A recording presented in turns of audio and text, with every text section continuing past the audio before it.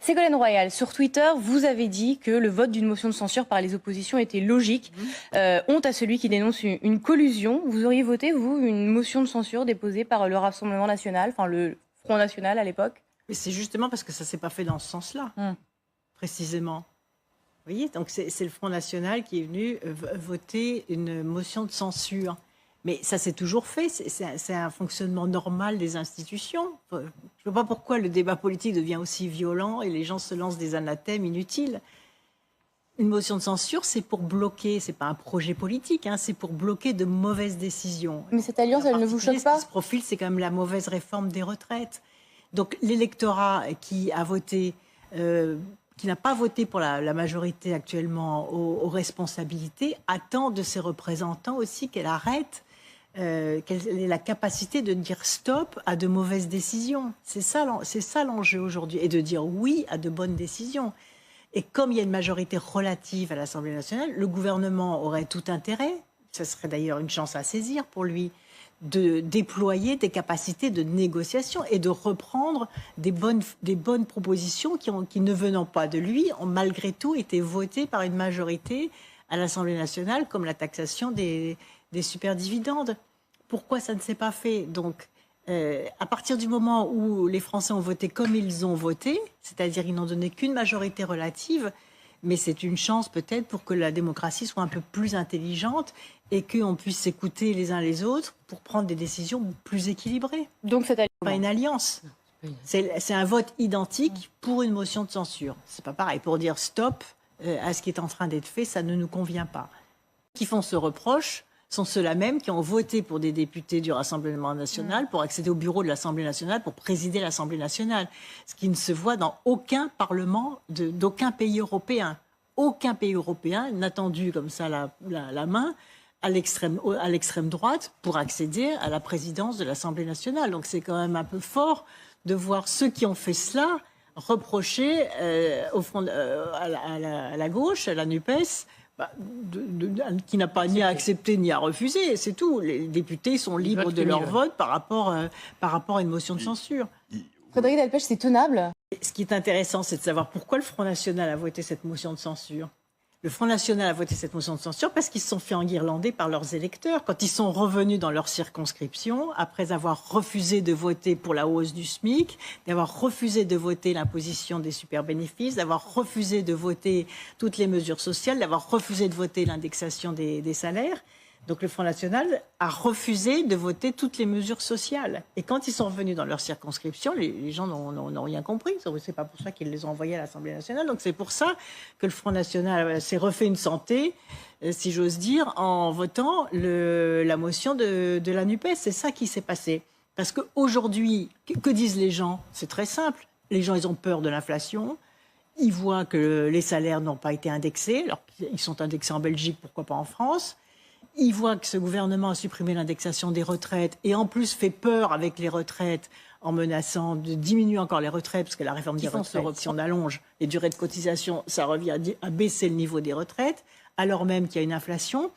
Et c'est ça que les gens veulent stopper. L'émotion au sein du Parti socialiste quand même sur ce vote du Rassemblement national, vous le comprenez? Elle n'est pas nouvelle, puisque un certain nombre de socialistes aussi étaient hostiles à l'Union au moment des législatives. Moi, ma position, c'est qu'ils auraient dû même faire l'Union avant le premier tour de la présidentielle. J'avais même dit à Anne Hidalgo qu'elle aurait dû se retirer pour se mettre derrière Jean-Luc Mélenchon. S'il faut faire en sorte, en ajoutant une phrase, une proposition, de faire en sorte de ne pas pouvoir obtenir les suffrages du Rassemblement national et députés. Est-ce qu'il faut dire à tout prix non, c'est une infamie, effectivement, de recevoir les voix des députés du Rassemblement national? Non, je ne pense pas que ce soit une infamie. On ne reçoit pas les voix. On ne reçoit pas les voix. Les députés du Front national votent pour une motion de censure. Ils ne votent pas pour la NUPES, ils ne votent pas pour la gauche. Ouais. Ils votent pour arrêter le gouvernement sur un certain nombre de mesures qui ne sont pas bonnes. Et ils le font parce qu'ils ont mal voté dans toute la première séquence. Et que toutes les propositions, y compris les propositions du MoDem sur la taxation des superdividendes, le Front national n'a pas voté. Donc ils n'ont même pas voté la hausse du prix du SMIC. Ils n'ont même pas voté l'indexation du SMIC. Donc ils essayent de se rattraper en votant pour un texte de gauche, en fait. Allez, Ségolène Royal, 3,49,3 en quelques jours. Votre réaction, simplement, là-dessus? C'est pas bien.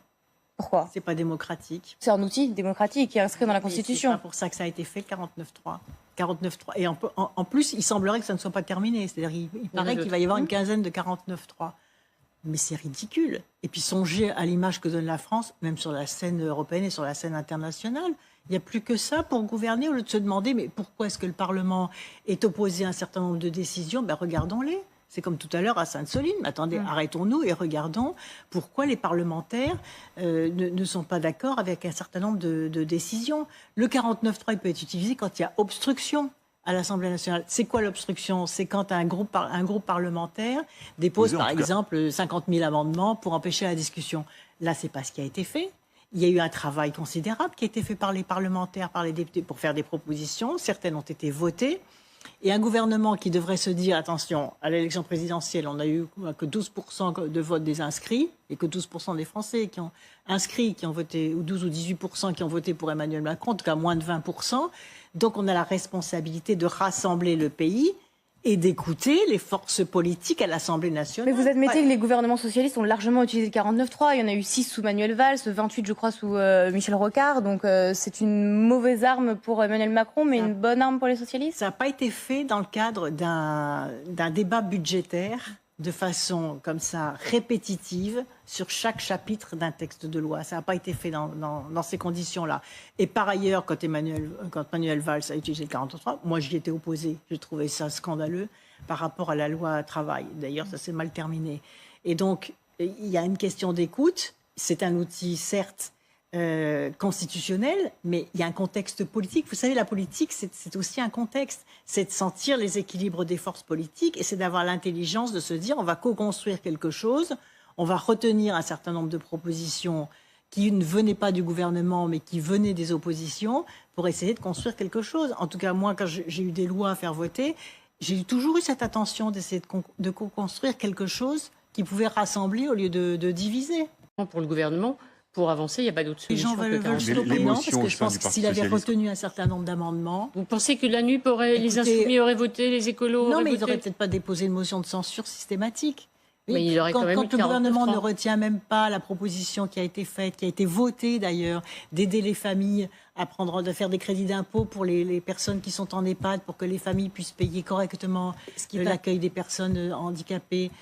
Et pourquoi c'est pas retenu? Quand est voté le fait de faire un crédit d'impôt pour les associations qui se déplacent et qui doivent payer leur essence, pourquoi c'est pas retenu?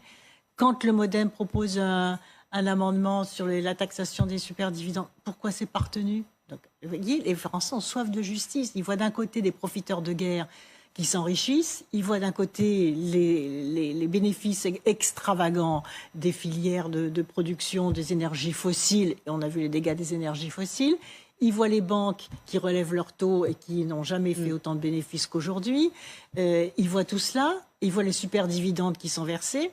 Et d'un autre côté, on leur dit, mais attention, vous allez payer l'énergie. Attention, on va vous baisser votre niveau de retraite. Attention, on n'est pas capable d'indexer les salaires. Il y a quelque chose qui ne tourne pas rond. Il y a quelque chose qui ne va pas.